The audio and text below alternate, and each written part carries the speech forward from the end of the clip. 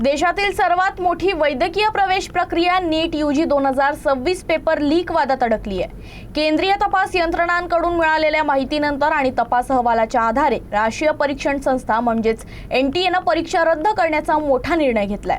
जवळपास 22 लाख विद्यार्थ्यांच्या भवितव्याशी संबंधित या प्रकरणाचा तपास आता सीबीआयकडे सोपवण्यात आला आहे। 3 मे रोजी देशभरात आयोजित करण्यात आलेल्या नीट यूजी 2026 परीक्षेत सुमारे 22 लाख विद्यार्थी सहभागी झाले होते। परीक्षेनंतर पेपर लीक आणि विविध गैरप्रकरणांच्या तक्रारी समोर येऊ लागल्या। राजस्थानमध्ये काही विद्यार्थ्यांकडे हस्तलिखित गेस पेपर आढळून आला।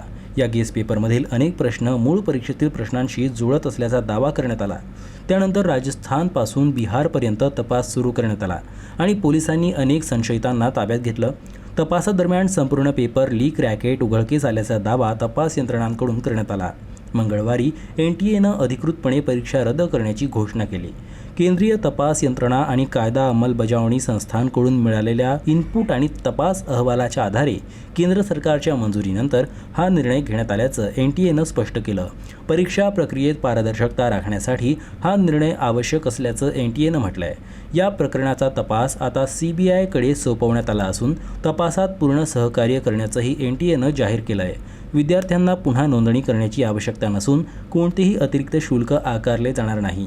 यापूर्वीची नोंदणी माहिती आणि परीक्षा केंद्र वैध राहणार असल्याचं एनटीएनं स्पष्ट केलंय। दरम्यान तपास यंत्रणाच्या माहितीनुसार मनीष यादव आणि अविनाश लांबा हे कथित गँग चालवत असल्याचा आरोप आहे। राजस्थान एसओजीने आतापर्यंत 45हून अधिक जणांना ताब्यात घेतलं असून या नेटवर्कचं इतर राज्याशी असलेले संबंधही तपासले जात आहेत।